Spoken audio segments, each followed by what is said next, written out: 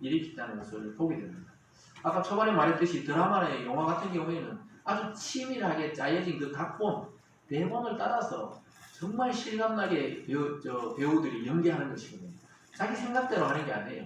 물론 자기의 연기력도 있지만은 그 각본에 따라 또 감독의 지시에 따라서 또 연출하고 나서 그걸 그대로 사용하는 게 아니고 편집실에서 편집을 잘 해가지고 드라마가 아주 재미있게, 영화가 아주 재미있도록 그렇게 해야 합니다.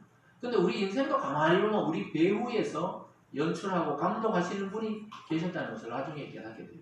그래서 여기까지 온 겁니다, 여러분.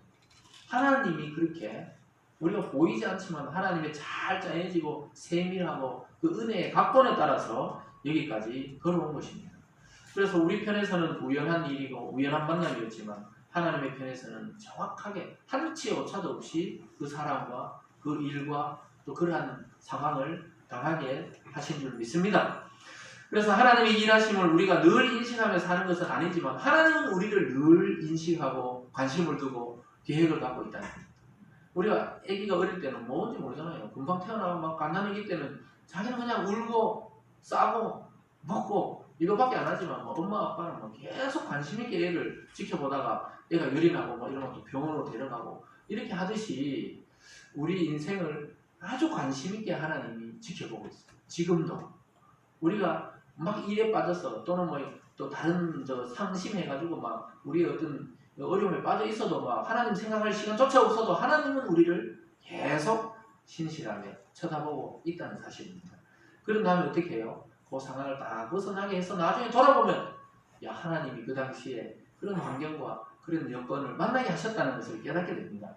여러분 베드로 같은 경우에도 예수님의 제자들도 자기들이 뭐 12사대가 되고 성경에 영원히 기록될 이름이 될 줄은 처음에 예수님 만날 때는 전혀 예상을 못했어요. 베드로 같은 경우에는 자기 동생이 한번 가보자. 원래 안드레는 세례 요한의 제자였잖아요. 근데 예수님 막 나타나니까 가보니까 예수님 메시아다 이러니까 자기 형을 데려간 거예요. 그러니까 안드레의 이름보다 우리는 베드로를 더 잘 알잖아요. 원래 안드레가 자기 형이 예수님을 소개했는데 자기 동생이 참 예수님께 베드로를 소개했는데 나중에 그때 처음 만났을 때 베드로가 자기가 난 12사도가 되어야 되겠다. 영원히 하늘나라에 빛나야 되겠다. 이런 생각한 게 아니에요. 호기심 반 또 뭔가 또 새로운 일이 펼쳐질까 싶어가 따라하게 되었는데 나중에 목숨을 걸고 십자가에 거꾸로 못 박혀 죽는 그런 순교를 당하는 데까지 이르기까지 예수님께 충성하는 제자가 됩니다. 사도 바울도 마찬가지잖아요. 그 잘 먹고 잘 살고 학벌도 좋은 사람이 예수님 믿는 사람 잡아서 죽이거나 가두려고 막 가던 사람이 부활하신 예수님을 만나고 자기의 목숨을 다해 로마에서 단두대에서 목이 잘리기까지 순교회까지 예수를 증거하는 사람이 될 줄은 다메섹에서 예수님 처음 만났을 때 생각도 못했다는 거예요. 저와 여러분도 마찬가지입니다. 어릴 때부터 쭉 자라오면서 우리가 이렇게 살아갈 줄은 전혀 몰랐는데 하나님이 손길이 있었던 것이죠. 믿습니까? 그래서 요셉의 일생을 우리가 독자적인 이 글을 읽는 독자의 입장에서 볼 때는 아주 잘 짜여진 것 같죠. 이렇게 돼서 저렇게 총리가 되고 이랬지만 요셉 개인이 그 순간순간을 살아갈 때는 아마 미칠 것 같았을 거예요. 그 사랑하는 아버지의 형제들에게 팔려가 갈 때 얼마나 괴로웠겠어요. 그러면 지금 이 억울한 상황이 이 옥에 갇힌다는 게 말이 안 되잖아요. 우리는 벌써 이렇게 총리가 되고 훌륭한 사람 됐구나. 이걸 아니까 요셉 인생이 쉬워 보이지만 이것이 저와 여러분의 삶이라고 투영해 보시면 굉장히 억울하고 화가 나고 어떻게 누구인데 하소연할 데도 없고 뭐 종으로 팔려왔고 자기 나라도 아니고 그랬다는 겁니다. 그래서 여러분과 저의 삶, 또 여러분 영상을 보고 있는 여러분들도 자기 삶은 참 자기가 고단한 거예요. 자기 삶은 자기가 헤쳐나가야 되니까 남이 볼 때는 뭐 이래라 저래라 하기 쉽죠. 근데 그걸 살아가는 사람의 입장에서는 인생이 굉장히 힘든 거예요. 여러분 막 웃을 날보다 막 고민하는 날이 더 많을 거예요 아마 요즘은. 그렇지만은 하나님께는 길이 있다는 이 요셉의 신실함처럼 그것을 가지고 나가다 보면 누명도 벗겨지고 결국은 하나님이 영광스러운 자리에 앉히게 한다는 것입니다. 그리고 결국은 요셉이 감옥에 가가지고 두 사람의 그 왕의 신하의 수종을 들게 되잖아요. 내 인생은 왜 이러노? 난 죄수가 된 것만 해도 그런데 또 이 죄수들을 막 수종 들고 물 갖다 주고 밥 갖다 주고 이런 자가 되었다는 것이죠. 그런데 이것이 하나님이 왕 앞에 세우기 위한 계획이 숨어 있다는 거예요. 요셉은 그건 몰랐지만 자기에게 맡겨졌기 때문에 최선을 다했어요. 그러니까 여러분들이 지금 최근에 만나는 사람, 최근에 하는 일들, 또 최근에 겪는 상황들을 우연이나 생각하지 마시고 하나님의 눈으로 볼 때 하나님의 계획이 있다는 사실을 믿음으로 밝혀보시기를 바랍니다. 그래서 두 신하들이 구체적으로 왕 앞에 어떤 죄를 졌는지 기록하지는 않습니다. 그런데 애굽의 입장에서 왜 이 두 관원의 일을 자세히 기록 안 합니까? 성경에서는 그들이 애굽 왕이고 이 신하고 그들이 오히려 엑스트라예요. 성경으로 볼 때는 요셉이 주인공입니다. 그 사람들이 볼 때는 요셉이 뭐 저 히브리 노예가 끌려와가 죄수가 됐으니까 아무 관심이 없잖아요. 왕한테 어떻게 잘 보일까 이렇게 생각해야 되는데 성경의 주인공은 요셉이니까 이 사람 이야기를 자세히 기록할 필요가 없어요. 저와 여러분의 인생도 하나님 앞에 개개인 여러분들이 주인공입니다. 세상에서는 우리가 뭘 하는지 전혀 관심이 없어도 하나님은 언젠가 드러나게 하십니다. 그래서 결국은 영화롭게 하겠다는 것이 하나님의 계획과 작전입니다. 요셉은 보디발의 아내의 그 거짓 누명을 쓰고 보디발의 집안에 있는 감옥에 갇혀 사는 신세가 되었습니다. 그래서 본문에 40장 1절에 보면 그 후에 이렇게 시작합니다. 40장 1절을 보세요. 그 후에 애굽 왕의 술 맡은 자와 떡 굽는 자가 그들의 주인 애굽 왕에게 범죄한지라. 그 후에 요셉이 감옥에 갇힌 지 얼마 지난지 모르지만 그 후에 왕의 술 맡은 자, 떡 굽는 자, 이 말은 왕이 예전에 뭐 잔치를 벌리면 술잔을 올리는 신하, 또 떡이라면 음식을 대해서 왕에게 갖다 주는 사람. 여러분 이런 사람들은 자기가 가장 신뢰하는 사람이 왕 옆에 갖다 놔요. 왜 그렇죠? 드라마나 영화에 봤죠? 왕을 독살하려고 하면 항상 음식이나 술을 맡은 사람에게 가서 반대파들이, 대감들이 싹싹싹 모의를 해가지고 그걸 타라. 반드시 오늘 밤이다. 너가 딱 약을 타면은 자기들 군대를 일으켜서 어떻게 치겠다. 이렇게 하기 때문에 가장 신뢰하는 사람. 그리고 항상 자기들이 먼저 맛을 보고 왕에게 줍니다. 그리고 음식도 자기들이 다 뭐 기미상궁이라고 그러죠. 먹어보고 딱 줍니다. 이 당시에도 마찬가지예요. 왕이 가장 신뢰하는 사람들인데 이 둘 다 갑자기 옥에 갇혔다는 뭔 사건이 있었다는 거예요. 왕궁에 무슨 소문이 있었든지 왕이 눈치를 챘든지 무슨 소문이 있었기 때문에 둘 다 갑자기 경호대장 보고 그냥 가둬라 이렇게 해서 갇히게 된 것입니다. 말 그대로 왕의 채찍근이고 그들은 완전히 실세였습니다. 실세. 그래서 왕의 생명과 직결되는 직책의 사람들이 들어온 거예요. 따라서 그들의 범죄를 저질렀다는 것은 왕이 죽거나 또 왕이 독살되거나 왕이 치명타를 입을 수 있었기 때문에 왕이 일단은 그 혐의가 벗을 때까지 임시로 보디발의 그 감옥에 갇힌 것입니다. 애굽 왕 바로는 그들이 저지른 범죄로 인해서 막 크게 분노했다고. 내가 그렇게 믿는 놈들이었는데 뭐 그런 일이 있었단 말이냐. 화냈다고 이야기합니다. 2절과 3절을 40장 2절과 3절을 같이 읽어볼까요? 시작. 바로가 그 두 관원장과 술 맡은 관원장과 떡 굽는 관원장에 노하여 그들을 춘희대장의 집안에 있는 옥에 가두니 곧 요셉이 갇힌 곳이라. 참 기가 막히게 각본을 써도 이런 거죠. 자기들은 그냥 갇혔는데 나중에 요셉을 위해서 갇힌 줄 모르는 겁니다. 요셉이 갇히고 얼마가 지나서 그곳에 최측근 2명이 들어오게 됩니다. 요셉도 또 신하 2명도 왜 이런 일이 일어났는지 모르는 거예요. 왜 이곳에서 요셉을 만나게 된지 몰라요. 나중에 한 사람은 결국 죄를 벗게 되고 한 사람은 죄가 있다고 해서 처형하게 됩니다. 결국은 그 한 사람 중에 한 명이 나중에 요셉을 왕궁에 축전하는 사람이 됩니다. 여러분 결국 요셉이 바로의 최측근 2 사람을 만나서 나중에 바로에게 발탁될 줄은 하나님만 알고 계시고 그 환경과 여건을 만드신 거예요. 굉장히 억울하게 옥에 갇혔지만 사실은 그게 갇혀야 왕에게 발탁되는 환경이 되는 겁니다. 그 우리가 봤을 때 지금 나에게 왜 이런 일이 생긴가? 왜 나에게, 우리 가정에, 우리 집에, 교회에, 또 이 땅에, 이 대한민국에 이게 왜 이렇게 교회 예배를 못 드리게 하는가? 이런 환경에 빠진 이유가 있을 거다 이 말입니다. 그걸 하나님의 때와 시간과 시선으로 기다리고 인내하는 그런 믿음이 있기를 바랍니다. 그래서 우리가 매일 만나고 매일 보고 하는 사람이 우연이 아니에요. 여러분 혹시 어디 가서 자주 만나는 사람, 이 사람을 만나고 오늘 또 만나고 저 사람 내일 또 만나고 또 여러분이 뭐 일 때문에 아니면 뭐 동네에 늘 같이 운동을 한다거나 같이 뭐 목욕탕을 다닌다거나 이 사람은 왜 맨날 만나게 하지? 그 우연이 아니라는 겁니다. 하나님의 역사는 오늘 하나님을 믿는 사람은 요셉밖에 없었잖아요.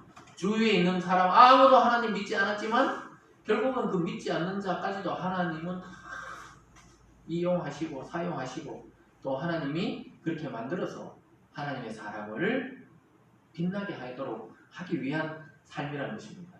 성도의 삶에서 그래서 우연이 없습니다. 여러분 늘 만나는 가족들, 늘 만나는 이 교회 공동체 또는 여러분 늘 주변에 보는 이웃들, 그 우연이 아니라는 거예요. 하나님의 치밀한 계획과 뜻 속에서 우리의 삶이 하루하루 진행되고 있다는 사실입니다. 그래서 우리가 날마다 만나는 사람들을 가볍게 보지 마세요. 기적입니다. 기적. 이 지구촌에 60억이 넘는 인구 중에 그 사람을 늘 본다. 내가 이 사람 만나서 늘 부부로 산다. 자녀로 산다. 아니면 이웃으로 산다. 기적 같은 일입니다. 그 사람들을 통해서 결국은 하나님이 일을 이루세요. 결국 사람이 사람을 추천하는 겁니다. 어떤 직장을 이직하거나 아니면 직장을 어떻게 하거나 사업을 할 때 믿을 만한 사람 추천해 주려고 하면 아는 사람이 또 누가 추천하는 겁니다. 그렇게 되는 거예요. 그래서 여러분들도 일반적으로 만나는 그 사람들이 우연이 아니고 하나님이 보는 시선을 한번 봐보세요. 아주 기적 같은 사람입니다. 기적 같은. 내 주위에 있는 그 사람이 기적입니다. 하나님의 일이 때로는 바로 그 사람을 통해서 우리에게로 이루어지기 때문입니다. 또 우리를 통해 그 사람이 하나님의 사람으로 부름받기도 합니다. 그리스도 안에서 한 가족으로 한 공동체로 세워준다는 것은 이 기적 같은 일이고 감사한 일입니다. 그래서 여러분 우연히 생각하지 마세요. 우연히 우리가 눈에 보이는 지금 성도들도 있지만 눈에 보이지 않는 성도들도 있고 또 제가 가서 만나는 성도들도 있거든요. 그런 사람들이 우연이 아니더라고요. 우연히 참 기적같이 만나게 되고 복음을 듣게 되고 같이 예수를 믿는 형제와 자매가 되더라는 것입니다. 그래서 결국은 요셉이 나중에 바로의 꿈을 해석해주고 애굽의 총리의 자리까지 오르게 되는 그런 만남이 오늘 진행되고 있는 것입니다. 이 모든 사건의 배후에 하나님의 은혜의 원리가 작동되고 있습니다. 보디마르 같은 경우에는 아마 친위 대장이기 때문에 경호 대장이니까 이게 술 맡은 관원장이나 떡 맡은 관원장과 친했을 거예요. 자기들 최측근들이었기 때문에. 그래서 요셉을 발탁해가지고 그들을 잘 보살펴 주라 그랬어요. 왜? 어차피 또 왕이 있는데 복직될 확률이 있기 때문에 자기는 인간적 예산으로 잘 돌봐주라고 이렇게 얘기했을 겁니다. 자기도 같은 입장이니까 언제든지 왕이 의심하면 처형당할 수 있는 게 또 왕의 측근들이었습니다. 그래서 친하게 지내던 동료들이 갇히니까 믿을 수 있었던 요셉을 그들의 손에 맡기게 됩니다. 여러분 이것이 우연한 만남이 요셉의 인생을 완전히 변화시키는 계기가 되었습니다. 저와 여러분의 삶은 어떻습니까? 내가 자주 이야기하지만 제가 이렇게 목회자가 되기까지 아무런 이 작전이나 계획을 하고 목회를 하거나 또 개척을 하거나 그런 게 아니잖아요. 물론 계획을 세우고 생각은 하지만 그렇게 된 게 아니잖아요. 우연히 선생님 여기 계실 분이 아닌데요 이러면서 교회를 한번 다시 초대받아가 가가지고 신앙생활하면서 신앙에 불이 붙고 그렇게 하다가 여기까지 온 것처럼 여러분의 아마 삶에도 직장이나 또는 여러분의 결혼이나 또 여러분의 또 이런 자녀가 태어났네요. 또 이렇게 살다 보면은 그 자녀가 결국 가장 중요한 일을 하게 되는 때가 많이 있는 것입니다. 요셉이 바로 그런 거예요. 요셉의 야곱의 12아들 중에 나중에 어떻게 됩니까? 결국 이 요셉 때문에 야곱과 그 75명의 가족이 애굽으로 와서 기근을 피하고 전부 살게 됩니다. 자기가 팔아치워버렸던 그 동생, 보기 싫다고 미워했던 동생에 의해서 결국은 온 가족이 구원을 받게 되는 그런 역사가 일어나게 됩니다. 자기들이 막 보기 싫다고 십자가에 못 박혀 죽였던 그 예수 그리스도를 통해 수많은 유대인들이 결국 구원을 받게 된 것입니다. 여러분 중에서도 그 자녀들 어릴 때 가장 속속인 자녀가 가장 은혜의 자녀가 될 확률이 많다는 사실을 믿으시기 바랍니다. 그 여러분도 마찬가지예요. 하나님 앞에 여러분들이 가장 속속이던 자녀였잖아요. 근데 하나님이 돌아오게 해서 구원을 시키고 하늘의 영광을 주겠다고 지금 말씀하고 있습니다. 그래서 오늘부터 여러분 주위에 있는 사람을 그냥 보지 마세요. 야, 기적이구나. 이 사람 만난 건 기적이다.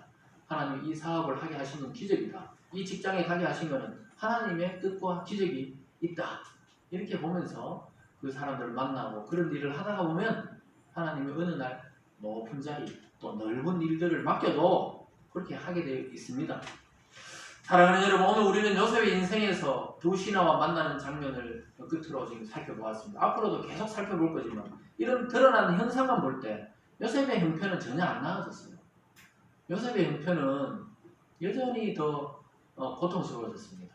여러분 무슨 가정을 다스리는 총무에서 재수가 되었다는 건 그거 나아진 게 아니죠. 여러분의 형편이 점점 어려워질 수도 있어요. 우리가 볼 때는. 그러나 여전히 예수의 몸으로 예수를 돌보는 입장이었지만 하나님의 일은 빠르게 지금 진행되고 있었습니다. 그리고 보드갈은 자기가 친분이 있는 왕의 두 신하를 잘 돌봐주려고 요셉에게 수정을 들게 붙여줬는데 이것이 하나님의 아주 세밀한 계획이었습니다. 여러분 이런 인간적인 계산 속에서도 하나님의 은혜는 계속 작동되고 있다는 사실을 믿으시기 바랍니다. 그래서 하나님이 이미 작정하고 자녀로 택한 저와 여러분의 삶에도 이러한 일은 계속될 것입니다. 하나님의 은혜로 시작된 이 구원의 삶은 결국 하나님의 은혜로 이루어지고 완성될 것이기 때문입니다.